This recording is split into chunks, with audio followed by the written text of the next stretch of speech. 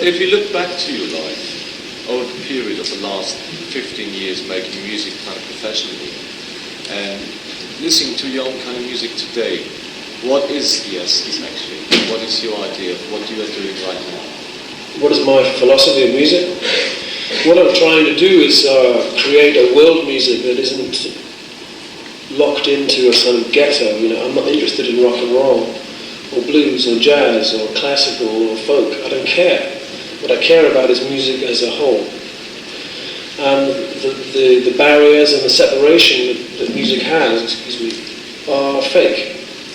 It's basically, musicians shouldn't feel that. It's notes and sound and silence, and it shouldn't have labels. And I think, to a large degree, the media are responsible for making those labels stick. That affects musicians who say, I don't want to play anything but jazz or folk, which is wrong, you know. So really, I try as much as possible to play as many different kinds of music and use different types of musicians. On the last LP, you even brought in that kind of philosophy. Do you think you progressed on the new LP, and in what way? I think the new album is less self-conscious. I think it's much more natural, and it's about the songs. And the instrumentalists are much more sensitive to that now, because the last album was kind of jazzy. This album is much less jazzy, although there are still flavours of it. So I would say it's more natural. It feels more natural. Can I have a drink of water? Because I'm dying here.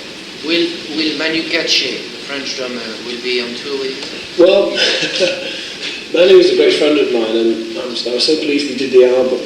He has just got married to a very beautiful French girl, and he's been on tour for 18 months. I don't dare ask him to come on tour, because if I was him, I wouldn't go on tour. So I'm looking elsewhere, although I'd love him to do it, but I won't ask him. You haven't worked on the new LP with all the musicians that have been on tour with the Dream Band. Well, it was never my intention to form a permanent group. You know, I was in the police for 10 years, and we were absolutely rigid. We were the three guys, but I want to live the rest of my life with flexibility. And I use Branford and Kenny. I'm just interested in playing with as many different musicians as I can. For selfish reasons. Could you just tell us what have been the reasons to choose these musicians that are on the LP, and how did you meet them? How did you get across? Well, some of the musicians on the album are my friends, like Mark Knopfler, Andy Summers, Eric Clapton, Branford. That's one criterion. Basically, I had to find musicians who were sensitive to the idea of not just playing what they were good at. You know, Manu had never played jazz before. He never even attempted it. So it's quite difficult for a musician to play everything. I asked him to play all kinds of stuff, jazz, classical, funk. Did you teach them to play the stuff that you already had written down musically? Or was it the There's no such thing as teaching, it's only learning. I had arranged all the music previously, and I had a synclavier system where all the parts can be written out. But good musicians can only improve what you arrange. And so that's what happened. You know, I wrote parts that worked, and then we improved them by experiment. Why did you include Why Hendrix? did I include Hendrix? Why in particular? There's a long story. I think seeing Jimi Hendrix at the age of 15 at a club in Newcastle before he was a big star was something that affected me deeply.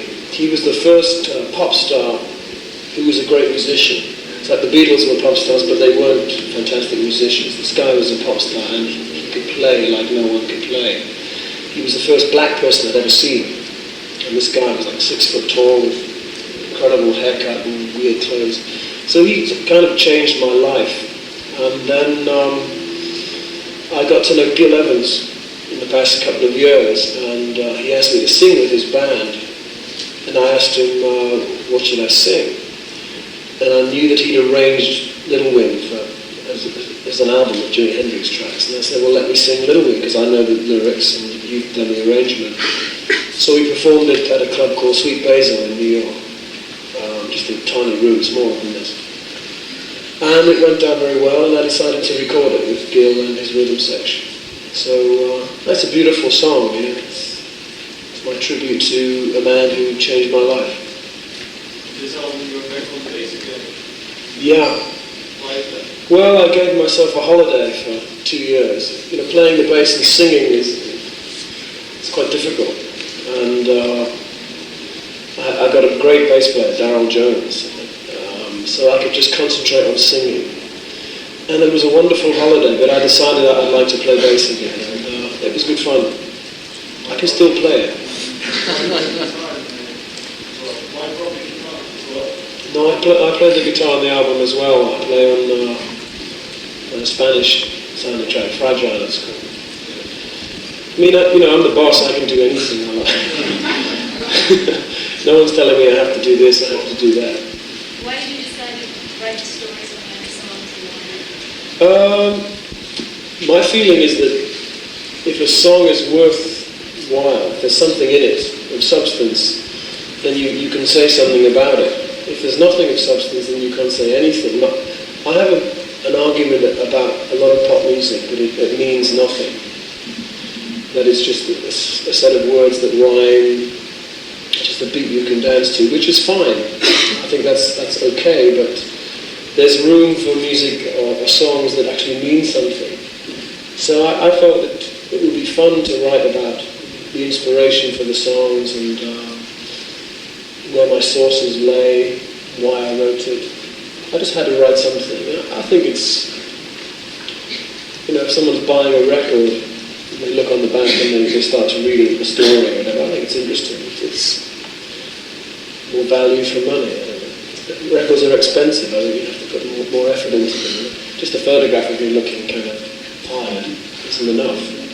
Is nothing like the some kind of diary to you over the past 2 years since you've recorded the last LP, the first solo? Yeah, I would say that. My songs are a diary. If I've been published for 10 years, you could look back and say what my preoccupations were, what my interests were, what my fears were. I think it's a good diary. Why did you get back to Montserrat? Montserrat is an island I've made 4 albums on. And the great thing about it is there are no tourists because it doesn't look very pretty in photographs, and yet it's very pretty.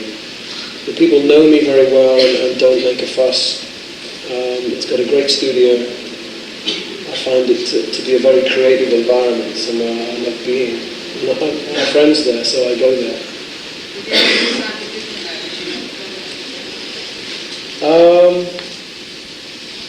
Maybe. It might sound less relaxed and a little more frenetic. It's a very kind of dreamy record. It's probably a function of the environment. It's very kind of relaxing. If I recorded in New York, it would be something else. I'm sorry, could you say that again?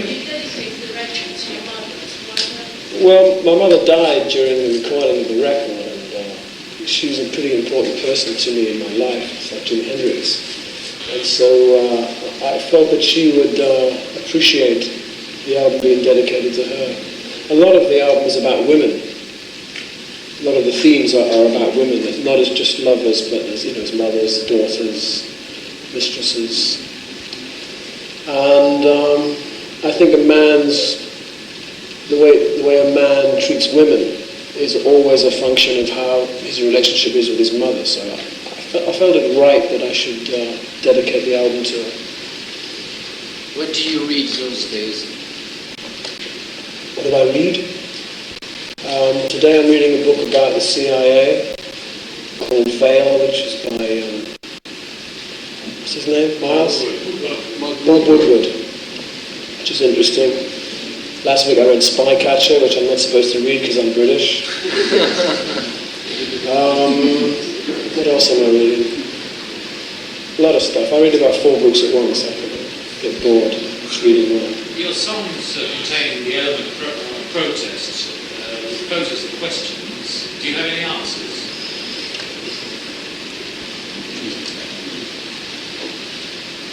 I think I do have answers, but I'm not sure how artistic or how sensible it is to give them. I have a forum for expressing opinions, or at least transmitting information that I feel is worth transmitting. But I don't necessarily preach, and I don't want to say that I know the answer to the problems of everything. I don't. Although I do have opinions. Anybody who says he has all the answers is clearly wrong. But I keep questioning my political views, my views about life, philosophical views. And people say I'm inconsistent, but it proves that I'm thinking if I change my mind on that, which I do. You say that your records have a meaning. If you had to summarize the message of the last LP, how would you do that? Sorry. Well, again, you're asking me to say something which I avoid saying. I ask questions, and as far as I'm concerned, asking a question is enough, because by asking a question, you're changing the way you think. I haven't come up with an answer. I don't have one message. I really don't. Maybe when I'm an old man, I will. But I'm only 36, I'm still asking questions. I know what's wrong, but I'm not a politician. I'm a singer. And my first function is to entertain. And the second function is to maybe give information. I'm not sure it's my responsibility to give you answers. On history of teachers, that's how you feel about education. Well, history will teach us nothing is a polemic statement designed to open a debate, if you like. I don't agree with the statement. I think there's a certain truth in it, but the opposite statement is equally true, that history is useful. I just think it's a useful debate for people to open. Does history actually, is it useful to us? In some cases, yes. In some cases, it's not. 2 songs on the last record became part of an English course. One song was called Russians, and the other song was called We Worked the Black Sea, about the coal miners.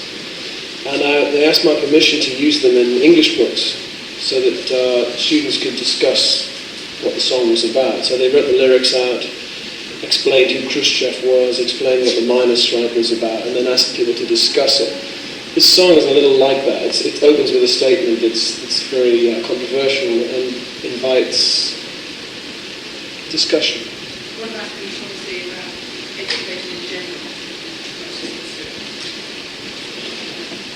Well, I have 4 children, and I wonder whether I'm teaching in the right way or having them taught the right way. I was taught in a very conservative and dictatorial way. And I wonder whether I would inflict that on my children.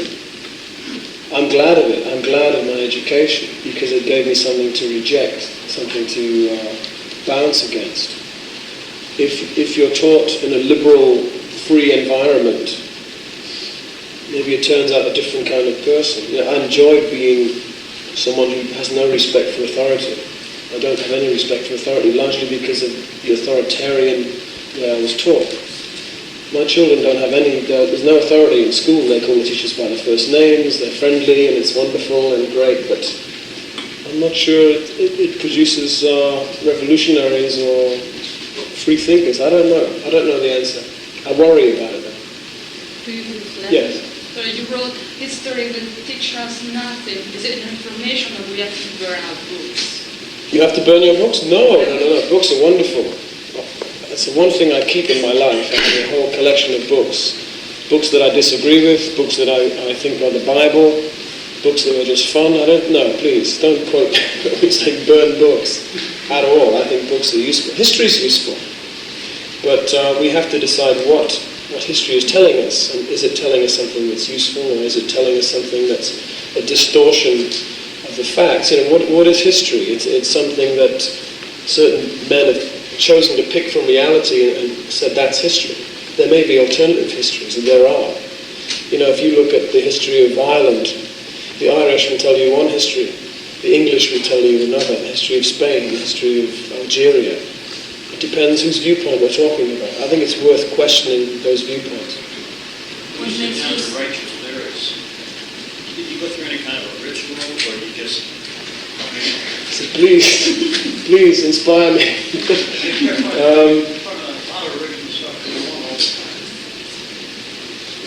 It's a strange thing writing songs. I wish I could explain what happens, but here's my analogy. You get an idea, a single idea, like a seed, and that seed, by some code, by like a DNA code, grows arms and legs, like verses, choruses, bridges, middle eights.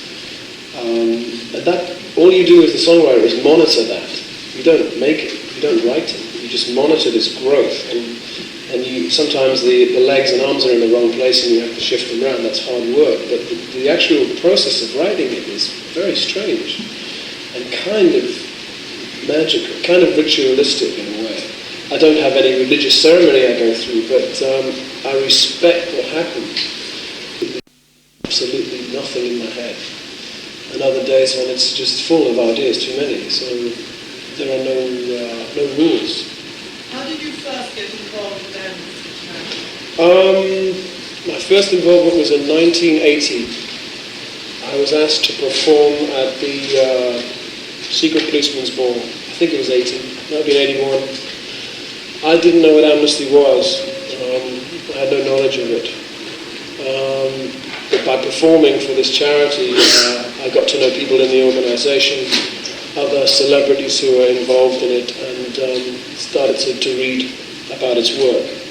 What interests me about Amnesty is it's very focused. You know, I'm asked to do a lot of charity, a lot of work that involves, say, hunger, and as worthwhile as it is, it's so vague.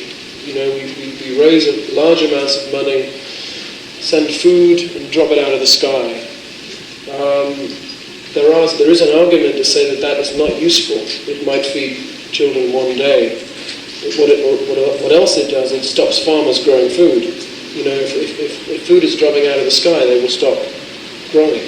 So it destroys agriculture. So that's one argument. Amnesty, on the other hand, is very focused. They choose 4 political prisoners every year, every month, from different countries around the world, and concentrate their efforts on trying to either free them, make their conditions better, stop them being tortured. And that, to me, is so much more focused and finely tuned than just throwing money at a problem. It seems to be very worthwhile. And these people are at the razor's edge of oppression. They really are. They're the people suffering oppression. And for me, it's something that I'm very serious about. What's the idea behind Rocksteady? Rocksteady, I hope, is a funny song, but it has a serious intent. I wrote a lot of this record in New York. I lived in New York most of this year. And if I watched the TV, those days I would watch TV evangelists. These guys like Jerry Falwell and Robertson. Basically, they're like game shows. They ask people to give money for the Lord, save your life. I was so fascinated by this phenomena that I started to actually read their philosophies. And once you get inside their philosophy, what they're saying is very dangerous and very evil. They're saying this, that their prophecy is that there will be a nuclear conflict between America and Russia. And the conflict will start in the Middle East, and that Russian missiles will attack America and American missiles will attack Russia, but America, by the grace of God, will survive. Now, everyone in this room knows that's bullshit. No one can survive a nuclear attack. We'd all be gone. Europe, America, Russia. But it is part of their philosophy that God will save them. So they're wishing for a nuclear holocaust so that their faith can be proved. Now that, to me, they're basically appealing to the uneducated, people who don't think very well, people who don't know much, people who are frightened. And they have a huge audience, vast audience, and vast amounts of money, millions of dollars. And these guys are saying, I will protect you, come into my ship, come into my ark, like Noah's ark. So if I put myself in biblical times, and Noah was saying, come into the ark, there's going to be a terrible disaster, I'd be one of the people who would be laughing. I wouldn't go in the boat. I'm not going to go in it now. I believe the world can survive because it makes sense to survive. I do not want the world to end in a nuclear holocaust. I really don't. I think we can survive if we put our minds to it. What these people are doing is very wrong. So that song is basically about not joining the bandwagon that people are saying there's going to be a nuclear holocaust. Do you think you'll be able to tour Russia one day? To sing in Russia? I'd like to tour Russia, but I'd like to do it very unself-consciously, as just as part of a tour. I think a lot of people, they go to Russia with film crews, and it's a big deal, and I'm the pioneer of the West, and it's bullshit. I just like to, play in West Berlin one night and East Berlin the next, without any fuss. I don't want to make a fuss. I don't see any difference between ideology. Makes no sense to me. So, I'm a musician. I play to people. Yeah, I'll play Russian. Do you experience your personal input in making films different from making music? Oh, totally. You see, in music, I'm responsible. If it's good, I'll take the praise. If it's bad, you can blame me. In film, you're not really involved in the intellectual process of putting it together. Acting and editing a film are separate events. Editing takes 3 months later after the acting. And so, in a sense, when a film is good, I'll be grateful that it's good, but I'm not responsible for it. When a film is bad, I'm not responsible either. An actor at worst is like a coat hanger. You stand there in the right clothes and you say the lines. We're not responsible for the movie. Unfortunately, when you're famous, the media tend to hang the film on you, and they say, this is Sting's film. It's my film? I was in it for 2 minutes. How could it be my film? Do you think responsibility I'd love to direct a film, but who's going to give $5 million to a rock star? I mean, I wouldn't. What's the challenge for you then? If you're not responsible? The challenge is that. It's like I get a script, and so many of them are terrible, and you get a good script. Once every year you get one good script, and then you look at who else is in the film, and they're good actors. Okay, good actors, good script. What's the director like? You look at his previous work, he directs good films. Okay, 3 things that are good. You make a film, it's terrible. It's like backing a horse. There's no guarantee. Now, I like that sense of risk. I like betting on horses. I do it all the time. I like gambling. Do you take the same risks in recording music? No, I take no risks whatever. What was the risk like recording Dream of the Blue Turtles, which was affected by a dream that you said once? I'm not sure. There's a lot written about what a big risk it was to leave the police and make a record on my own, but that was no risk for me. It just seemed logical. It seemed the thing that my creative spirit wanted to do. I didn't have to fight with myself to do it. It just seemed very natural. That's what I would do at that age in my life. And, I don't know about risk-taking. What does interest me is seeing a direction in pop music, for example, watching MTV, listening to the radio, and seeing where it's going, and then saying, right, if it's going that way, I want to go the other way. If that's a risk, then that's what I do. I just go the opposite way, The tendency in America at the moment is for heavy metal music. So guys get dressed up in tight trousers and wear wigs and corsets and play guitars with their tongues out and wave their dicks and people's faces. I don't want to do that. I'll go the opposite way. I'd rather be Frank Sinatra than Ozzy Osbourne. If your kids would ask you, Father, what LP should I buy for my pocket money, what would you suggest?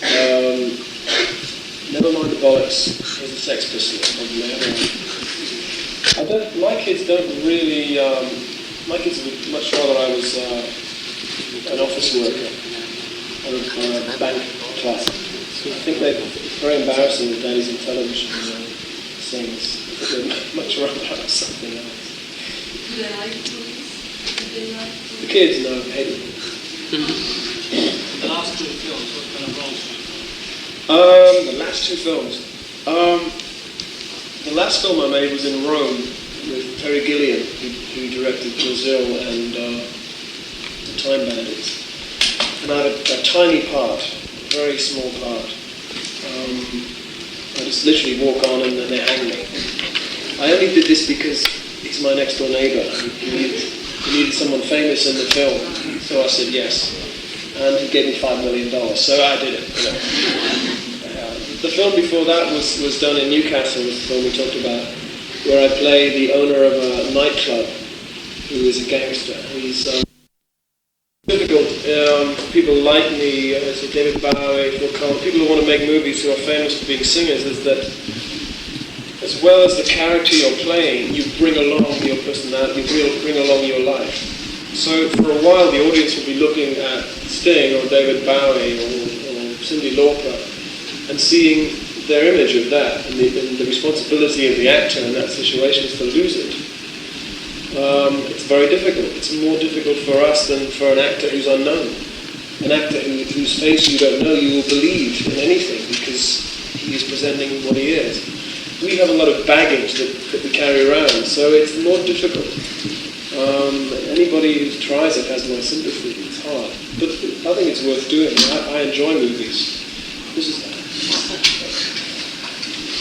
yes. One of the songs on the album, The Lazarus Heart, is inspired by a dream. Is that a big dream? Well, dreams have been something that I've been interested in for about 4 years now. Before that, I'm the kind of person who would say I never dream. You know, it's not much of a dream. I never have dreams. But I went through analysis where I was asked to tell this woman my dreams every week. And I used to have to make them up because I didn't have any. So, but eventually, by just talking to the woman, I realized that I had a very rich life that I lived when I was asleep, much more interesting than my life when I was awake. You know, I made love to thousands of women, I rescued people, I dived off cliffs. It was a really exciting life. So, as a songwriter, as a creative artist, your dreams are a real reservoir of experience. You can't ignore. I mean, you know, I think if you're an artist, to ignore your dream life is to ignore half of your life. To say it doesn't exist is stupid. So, yeah, I take my dreams seriously. I try and understand what it is, what they're about. Why do you go into analysis? Well, there's a theory that people only go into analysis if they're crazy. I didn't think I was crazy. I was interested in an academic way in Jung. And I studied with a lady called the Baroness von der Heydt, who was one of Carl Jung's disciples in the 20s. And she's now in her 80s. She's now 86 years old. And she encouraged me to use my dreams creatively, to write them out, to draw a picture, to write songs. And I can't regret it. You know, the Dream of the Blue Turtles was a very useful event for me. Why did I go there in the first place? I think everyone should be interested in trying to discover the hidden parts of themselves. You know, I don't think there's any reason to be afraid of it. Analysis shouldn't be frightening. I think it should be interesting. I mean, how many people have been analysed here? How many? None of you. No one's been through analysis? 1, 2, 3. Come on, admit it. 4. Don't be shy. Are you crazy? She isn't now. See, so I'm not crazy either. Are you still dealing with analysis? No, I don't go to an analyst, but I still view my life in that way. I'm still very analytical about the things that happen to me. Are there still some dreams in the new LP? Yeah. Do you think? Yeah, the Lazarus Heart is a dream. What else is a dream?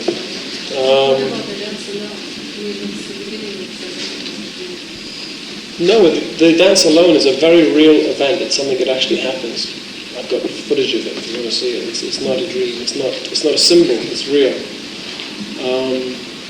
But its power is in the symbolic nature of these people dancing to protest, which I find very powerful. Yes. You saw that yourself? I'm sorry? Did you see them dancing in Chile? I got to know about it by meeting people from Chile who told me about it, who then sent me a videotape of these women doing this, and it's very, very, very moving. It's hard not to cry watching these women do this. So I hope the song reflects some of that emotion. Is there a song yet that you've written, and when you think about it, that you say, okay, to do better than that, I'll have to do my best? Well, I always try my best. I have to say. I hope as a songwriter I'll get better as I get older. Maybe I'll get worse, I don't know. I'm trying to get better. Is there any song that you say, like, for you, one of your songs, that you say, like, hey, that's up till now one of the best? Well, I think we keep writing the same song again and again, trying to improve it, really. If I have a message which this lady was asking for, I think I'm trying to say the same thing again and again, in different ways, and yet not wanting to bore people. I don't really want to say what the message is. Have you got a favourite song on the LP? My favourite song is Fragile, it's a Latin American song. I don't know why, I just like it. Excuse me, can we have your last three questions then? About the length of the album, 60 minutes was the limit to the set of people. I really feel that because CDs and cassettes are so popular now, that the length of an album will grow. The reason discs are only 40 minutes is a technological problem. You can't fit more than 20 minutes on a disc without impairing the sound. There's no problem on a CD. You can pack 90 minutes on a CD or 80 minutes on a cassette. My feeling was that 80 minutes of music is too long to concentrate in one sitting, whereas an hour is you can sit and listen to an album for an hour and have no problem.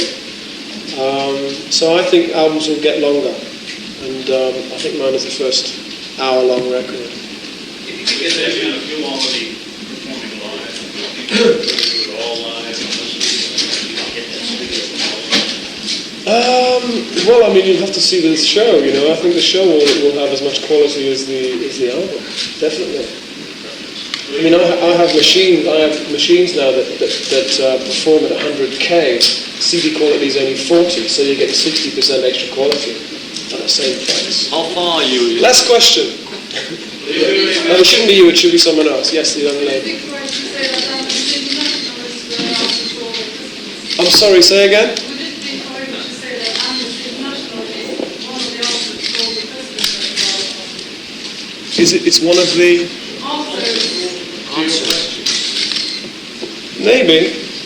Maybe it's it's sort of it's the only organisation that I would say I belong to. I don't belong to a church or a political party or a nation particularly. I don't like organisations normally. But will you admit you voted for Mrs. Thatcher? Will I what? Admit you voted for Mrs. Thatcher? No, I didn't vote for Mrs. Thatcher at all.